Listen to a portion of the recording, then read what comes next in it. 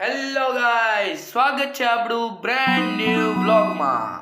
આજનો આપણો વ્લોગ એવો છે કે એનએમએમએસ ની માહિતી આપણે તમને એનએમએમએસ ની માહિતી આપવાની છે। લેટ્સ તો ગો। વ્લોગમાં બના રહેજો, ખૂબ મજા આવવાની છે। સૌથી પહેલા આપણે વાત કરીએ કે તેની પરીક્ષાની તારીખ કઈ છે, કઈ તારીખે તેની પરીક્ષા છે। તો આપણે વાત કરીએ તો તેની પરીક્ષાની તારીખ છે 22 ફેબ્રુઆરી 2025।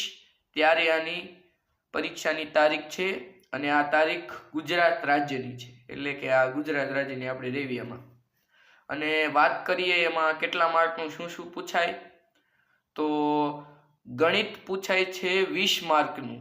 20 માર્કનું ગણિત પૂછાય છે, જેમાં 7માનું પ્રથમ, 8માનું પ્રથમ અને 7માનું દ્વિતીય, આ ત્રણેય પૂછાય છે 20 માર્કમાંથી, 20 માર્કમાં ગણિતમાં। પછી વાત કરીએ આપણે વિજ્ઞાનની। વિજ્ઞાન પૂછાય છે 35 માર્કનું। કેટલા માર્કનું? 35, જેમાં 7માનું પ્રથમ સત્ર, 7માનું દ્વિતીય સત્ર, 8માનું પ્રથમ સત્ર, આમાંથી 35 માર્કનું પૂછાય છે। વાત કરીએ સમાજની, તો એમાંય તે 35 માર્કનું, 7માનું પ્રથમ, 7માનું દ્વિતીય અને 8માનું પ્રથમ। આ થઈ ગયા ટોટલ 35, 35 ને 20 એમ કરીને 90, જે આપણા શાળામાં ભણવામાં આવે છે એના આધારિત 90 માર્કનું પૂછાય છે।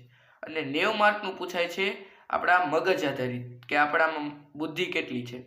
તો તમારે બધી માહિતી મેળવવી હોય તો હું તમને દેખાડી દઉં, ચાલો મિત્રો। એના માટે એક પુસ્તક આવે છે જેનું નામ છે win NMMS, national mean cup merit scholarship યોજના। આ મિત્રો આની પ્રાઇસ છે 350 રૂપિયા અને આ પુસ્તક આવે છે, આમાં બધી માહિતી મળી રહે છે। આ છોકરાને ગુજરાત લેવલે પહેલો નંબર આવ્યો હતો ઓલી ફેર, ગઈ ફેર, જેના 180માંથી 173 ગુણ મેળવ્યા હતા।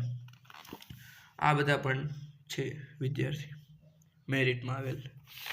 વાત કરીએ એમાં શું શું પૂછાય, તો જો એમાં આ બધા ટોપિક પૂછાય છે, 6 ટોપિક, પછી બીજા છે, આ બધા અલગ અલગ ટોપિક છે।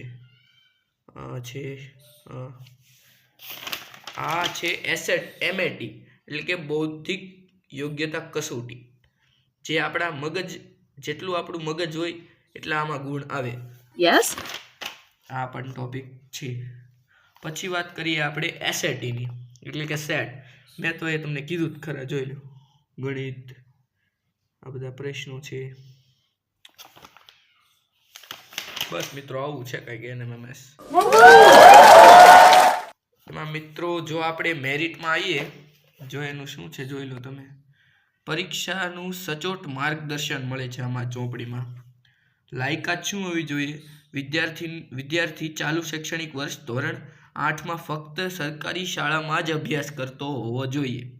7માની વાર્ષિક પરીક્ષામાં ઓછામાં ઓછા 55 ગુણ કે 55% કે તેને સક્ષમ ગ્રેડ મેળવવો હોવો જોઈએ, એટલે કે એસટી અને એસસી માટે 50%। આવું છે, આ છે મેં તમને કીધું એ જોઈ લો।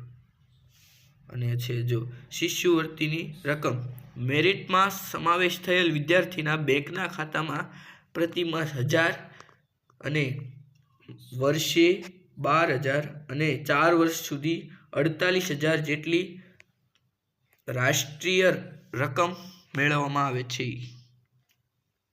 બસ મિત્રો, આવું છે એનએમએમએસ।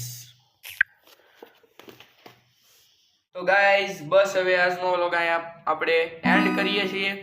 અમને સપોર્ટ કરતા રહેજો, આવજો।